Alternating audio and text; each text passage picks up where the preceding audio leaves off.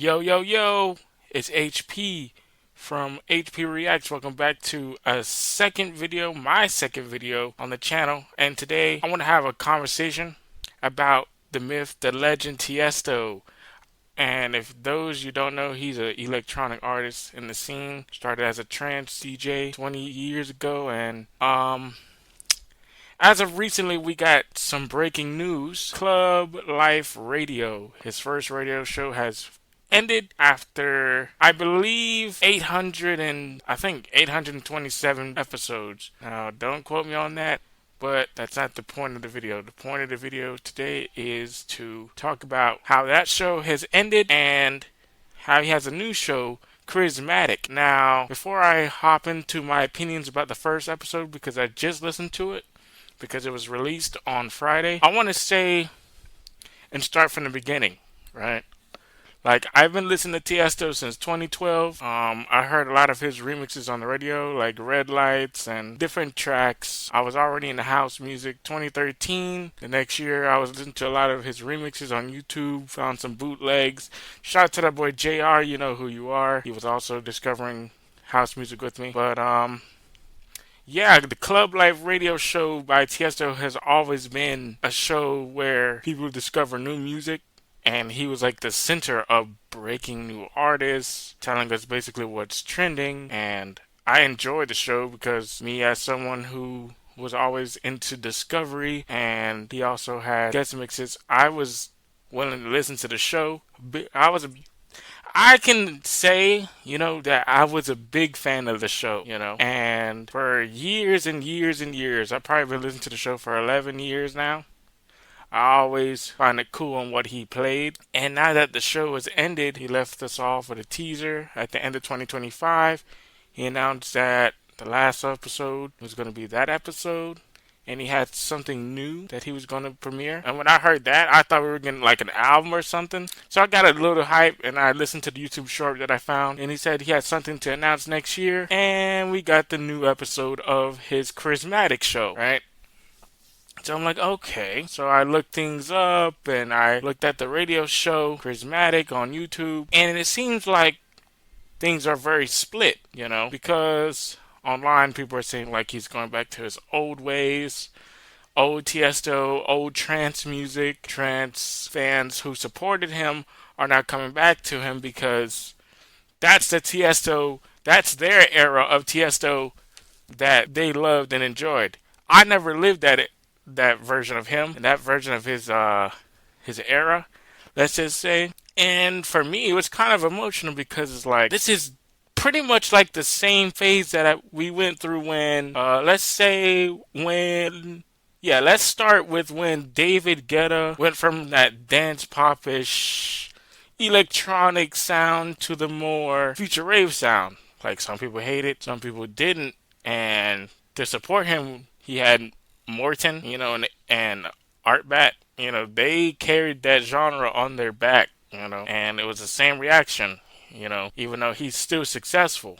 And so is Tiesto, when David Guetta went to Future Rave, the same kind of controversy. Like, is this something that's going to last long? Is this something that the fans are going to like? And honestly, I actually was a fan of Future Rave. It was more dark. It was had a little bit more atmospheric sounds in the background. He still remixed some of his old songs that he's known for, That's one example. Another example would be how, Hardwell. Yeah, Hardwell is a great example. Another person that, got me. I say Hardwell got me into Big Room, and I would say he's like the biggest big room artists in electronic dance history. The biggest one, Hardwell. He took his 3-year hiatus. We thought he was done with music, period. Turns out he needed a break.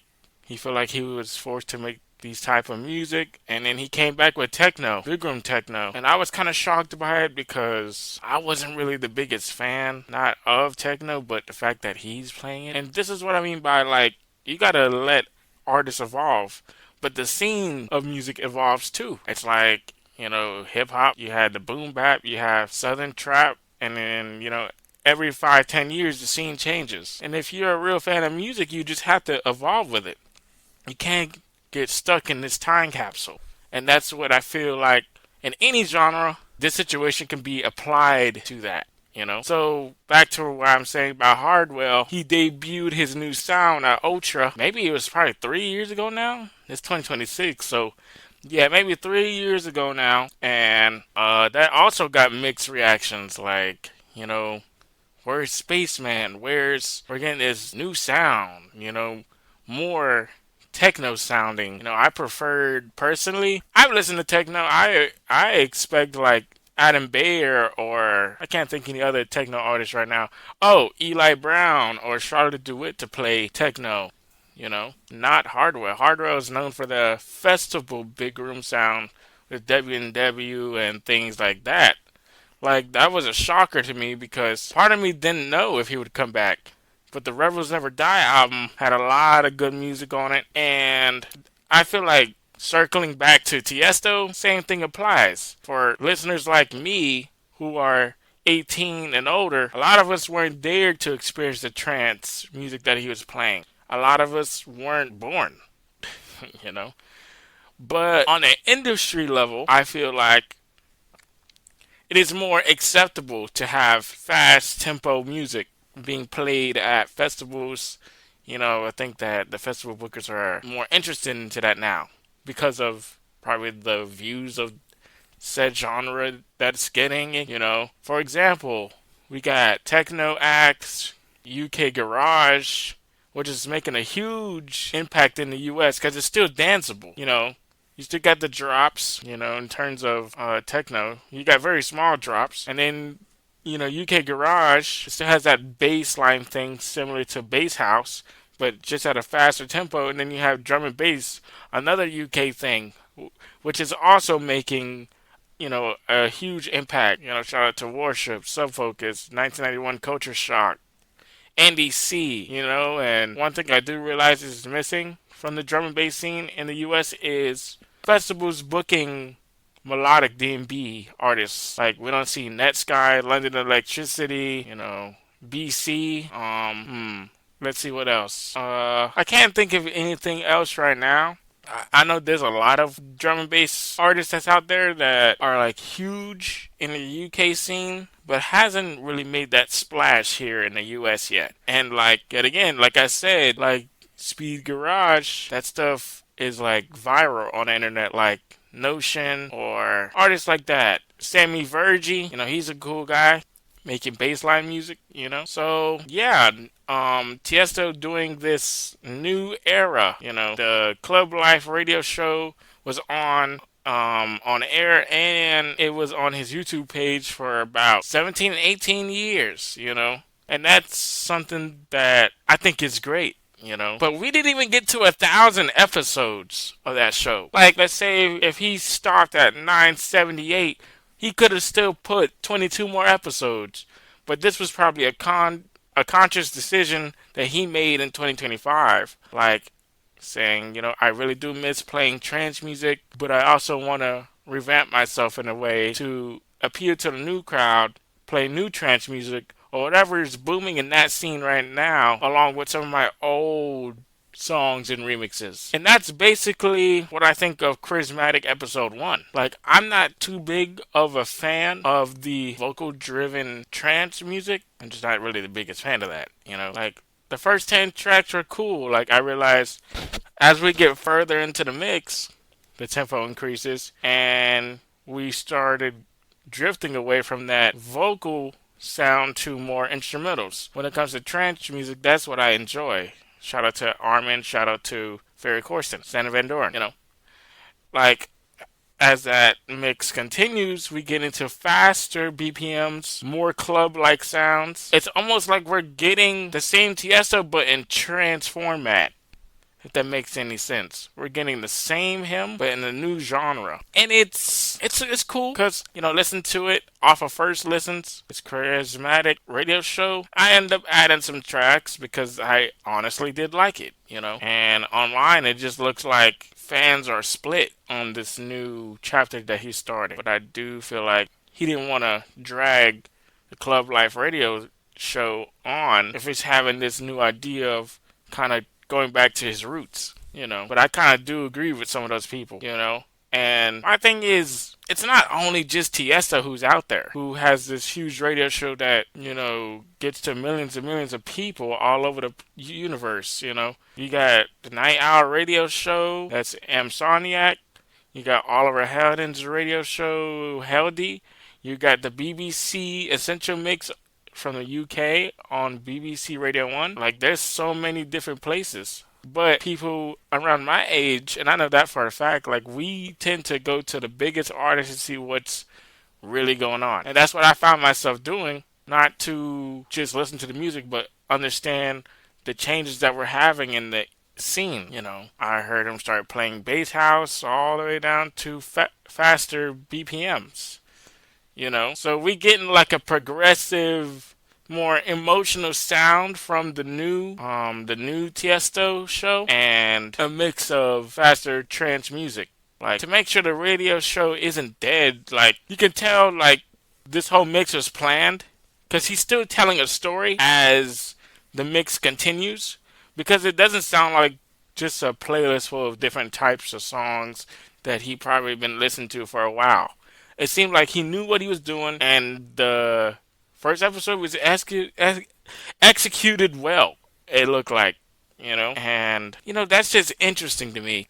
I'm going to put a link to the show in the description, because there's not that many videos of first reactions to his show right now, and I feel like this is where I come in. HP Reacts, doing my thing to acknowledge what's going on in the scene. My thing is, as a fan, I can't wait to see what happens at Ultra Miami this year, How is he going to play this new trance music in front of the crowd that is used to him playing house? Maybe some fans already know what's going on, because we're already at several thousand views on the first episode. Or you're going to have people that's going to maybe criticize or move away, because we don't even know how long this is going to last, because he quickly pulled the plug on the other show, so you never really know what to expect at this point. But what I can tell you is, like, I am kind of looking forward to, it just looks like this show is so unfamiliar. Like, I'm not used to hearing Tiesto play for an hour. The Tiesto that I was used to is for the Tiesto that would play remixes and house music for maybe 45 minutes, and then do the snapshot, right, of the Tiesto who I used to be. Who used to play Traffic and Four Strings, all the old school trance music that he used to make. You know what I'm saying? Like, but now I feel like he has a little bit more leg room to play new trance music and maybe more classics that we're not going to usually able to hear when we're at a festival. And me, as a festival listener, never attended a show, but someone who pays attention to that type of stuff, makes it seem like, he's doing what he wants to do now, and which is good, do what you deserve. But I think, like I said, Ultra this year will definitely impact how he should move forward, But for those who left him when he transitioned to house music, for the fans who left him at that time, I find under Tiesto's comments under his latest radio show, are like praising him, like, oh, you're back, you made me discover EDM and things like that, and it sounds like a fresh, sounds like fresh air. I'm just air quoting some comments so you can get what I'm trying to say here. The industry is changing. Like, having techno on the main stage was never something that people wanted. They had a separate stage for that. We got Andy C and Sub Focus playing drum and bass at Ultra. I would have never expected that, And I can't wait for the drum and bass scene to get more full in the U.S. Like, I can't wait for people playing tech step or neurofunk or jungle even, I can't wait for the U.S. to get a chance at the scene, because I've been supporting D&B. I've been a student of the game of D&B for the last 3 years, and I just can't wait to see what comes next. Like, in comparison, look at Armin van Buuren and his State of Trance show. He never abandoned trance in the 20 years that he's had this show on, but he found little ways to do crossover tracks throughout the years. And he's still relevant, and I feel like that's going to be Tiesto. He hasn't gotten to the, 2000th episode yet. I think he's still in the thousands. I am not quite sure because I'm not looking at it right now. But what's going to happen when his show ends? Is he going to quit music forever? I mean, he put out a piano album, and that's like a therapeutic album for him. If you look at the Apple Music interview that he did, which I also enjoyed, like you never know what's gonna happen when he ends his show, and his show is all about the trance of pretty much all genres, subgenres of trance. So like, I just feel like I'm in a weird spot.